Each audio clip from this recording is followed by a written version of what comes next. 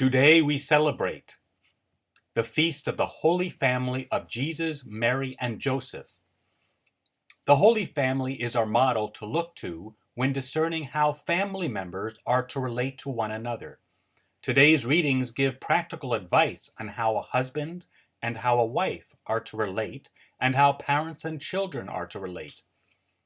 In a parallel text to the second reading, St. Paul in his letter to the Ephesians states, "Be subject to one another out of reverence for Christ." Here, Paul teaches that husbands and wives are to be mutually subordinate to one another.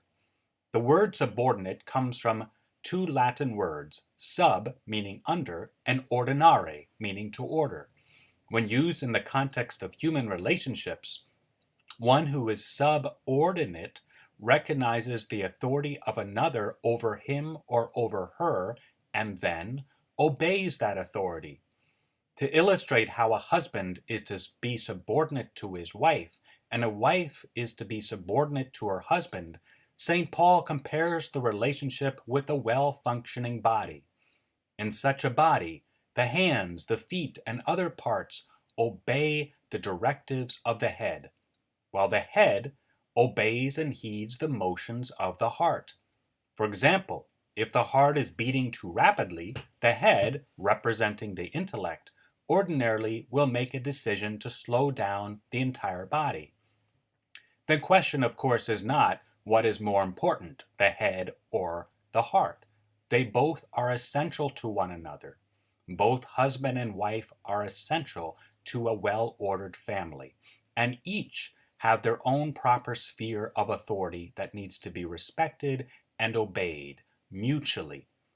In accordance with how both St. John Paul II and Pope Francis interpret this passage, what is essential to the teaching of St. Paul is not so much the illustration or metaphor he uses, but the underlying principle of, as St. John Paul II states, a subjection that is not one-sided but mutual, or, as Pope Francis writes, reciprocal submission.